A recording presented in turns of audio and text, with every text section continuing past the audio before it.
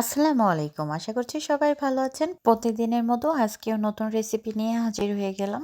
আজকে আমি চিংড়ি মাছ দিয়ে লাউয়ের খোসা রান্না করে দেখিয়ে দেব। আর এতটাই টেস্ট হয়, বাসায় ট্রাই না করলে বুঝতেই পারবেন না। আর যাকেই খাওয়াবেন সেই আপনার ভক্ত হয়ে যাবে। তো চলুন তাহলে দেখে নেন আমি কিভাবে এই লাউয়ের খোসাটা চিংড়ি মাছ দিয়ে রান্না করে নিয়েছি। আমি এখানে প্রথমে একটা প্যান বসিয়ে দিয়েছি। তার মধ্যে দিয়ে দিচ্ছি পরিমাণ মতো তেল। আর দিয়ে দিয়েছি তেলটা গরম করে পেঁয়াজ কুচি আর অল্প একটু আদা বাটা দিয়েছি আর অল্প একটু জিরে বাটা দিয়েছি। এভাবে করে যদি রান্না করেন মুখে স্বাদ লেগে থাকবে। দেখতে থাকুন, আমার পুরো ভিডিওটা স্কিপ না করে দেখার অনুরোধ রইল।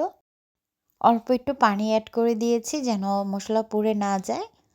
আর এখন দিয়ে দিচ্ছি 1 চা চামচ হলুদ গুঁড়ো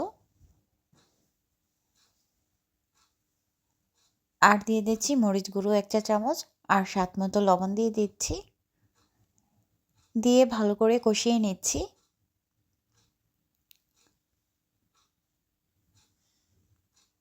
আরও অল্প একটু পানি অ্যাড করে দিচ্ছি মশলাটা কষানোর জন্য। কষানো শেষ পর্যায়ে এখন দিয়ে দিচ্ছি আমি এখানে ছোট চিংড়ি মাছটা নিয়েছি। আপনারা চাইলে এটা যে কোনো মাছ দিয়ে এই রেসিপিটা করে নিতে পারবেন। দেখতে পাচ্ছেন আমি মাছটা দিয়ে মাছটা একটু কষিয়ে নেব।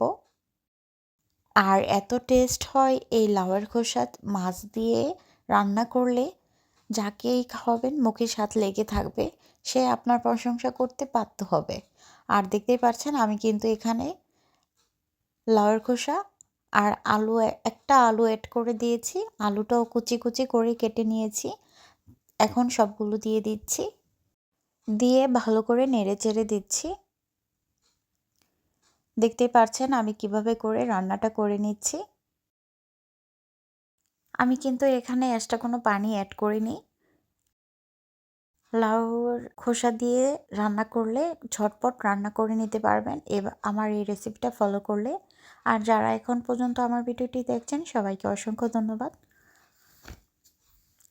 আমি কিন্তু ঢাকনা দিয়ে 2 মিনিট জাল করে নিয়েছি। আর দেখতেই পাচ্ছেন পানিটা শুকিয়ে গিয়েছে। এরই মধ্যে আমার লাউয়ের খোসা আর আলুটা সিদ্ধ হয়ে গিয়েছে। আমি বারবার ভালো করে নেড়ে চেড়ে দিচ্ছি।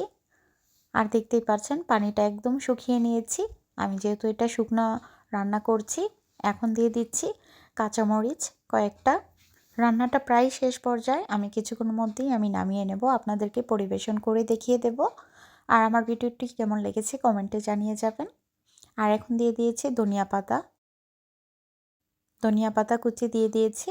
আর আমার ভিডিওটি আপনাদের কাছে কেমন লেগেছে কমেন্টে জানিয়ে যাবেন। ভালো লেগে থাকলে লাইক কমেন্ট শেয়ার করে পাশে থাকবেন। চ্যানেলে নতুন হয়ে থাকলে চ্যানেলটি সাবস্ক্রাইব করে পাশে থাকা বেল বাটনটা অন করে দিবেন, যেন নতুন নতুন ভিডিও ছাড়ার সাথে সাথে আপনাদের কাছে নোটিফিকেশন চলে যায়। আর দেখতেই পাচ্ছেন কতটা লোভনীয় হয়েছে। রান্না শেষ, এখন পরিবেশন করে দেখিয়ে দিচ্ছি। যারা এখন পর্যন্ত আমার ভিডিওটি দেখছেন সবাইকে অসংখ্য ধন্যবাদ। আমার ভিডিওটির সাথে থাকার জন্য অসংখ্য ধন্যবাদ। পরবর্তীতে আবারও নতুন ভিডিও নিয়ে হাজির হয়ে যাব। এরই মধ্যে ভালো থাকবেন, সুস্থ থাকবেন। আল্লাহ হাফেজ।